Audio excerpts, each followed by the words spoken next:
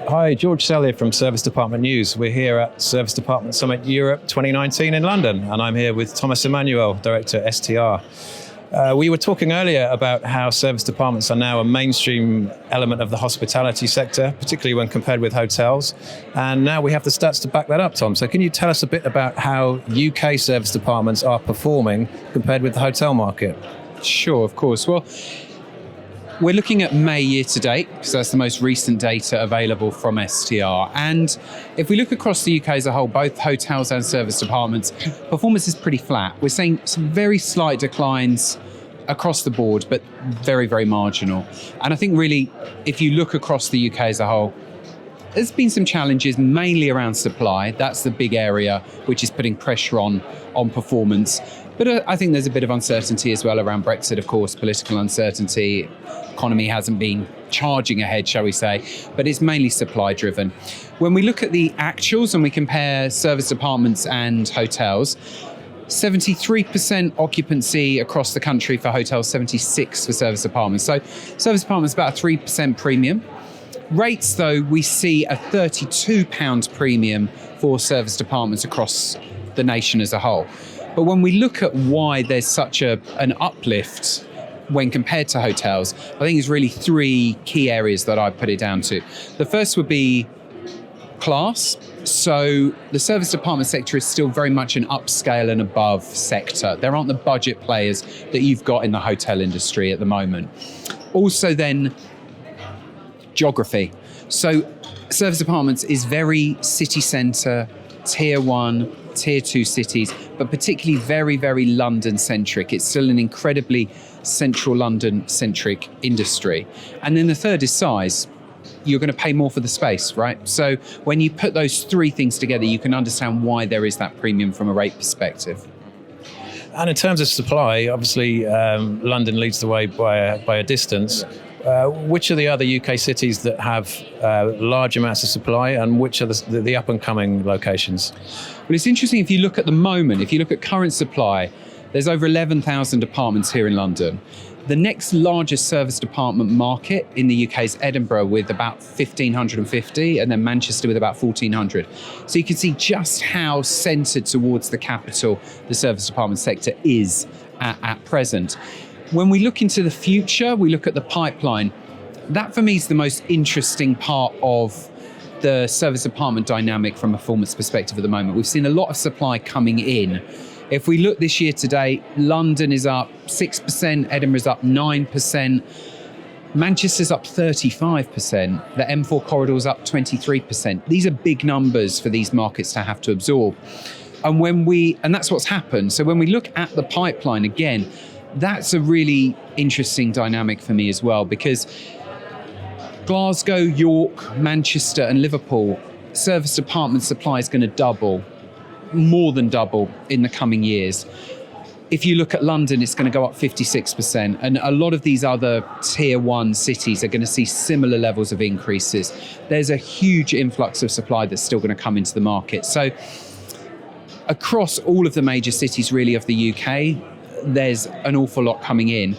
When I looked at where, there are some gaps, I'd say. Markets such as Harrogate, Brighton, Dundee, Bristol, where there's not such a plethora of new rooms coming in. But if you look at those real major markets, it's very much going to be supply driven, I think, that's going to be causing the changes in performance in the coming years ahead. And I know, Tom, that you guys at STR are currently running a pilot scheme into drilling down a bit deeper into the service department data. Can you tell us a bit about that? Yeah, definitely. So we have for many years been working in the sector, but we've been working with service departments in the same way we work with hotels. And what we decided to do last year was a proof of concept with a number of prominent operators here in the UK. And what we're developing now is a service department pilot, which is looking at occupancy, average rate and RevPAR, but by type of apartment. So studio, 1 bed, 2 bed, 3 bed. Also giving data on average length of stay and the percentage of stays that are over 29 nights. So what we would call extended stay. So we're just hoping that some of the data that we're collecting is going to be that much more usable and tangible for the service apartment sector, because obviously there are some differences between this sector and the hotel sector. Currently it's just in London, but we've got 78 apartments working with us in London, so it's already a pretty decent spread in terms of participation. We've had some great feedback, so we're looking forward to taking it from strength to strength. Okay, and if we can just have a broad brush look at the European market, which are the hot markets right now, which are going to have issues with the amount of supply coming through, and if you were an operator and you wanted to go somewhere where there's undersupply to capitalise on, where would you be heading? That's a great question, isn't it? I think if we look at Europe as a whole, from a service apartment perspective, the only other market we're really tracking is Germany, and it's not having the huge influx in service apartments that the UK is. There's still some new supply coming in, but particularly Munich and Hamburg have had good starts to the year. And Germany as a whole, from the service apartment perspective, doing pretty well. If we look across Europe, broad brush, so mainly hotels, of course, a number of markets are being impacted by supply. That's for sure. Amsterdam is, Dublin is, Warsaw. If we go further east, places like Tbilisi as well. But most Europe as a whole is still up. So we're into our 10th consecutive year of RevPAR growth across the continent as a whole.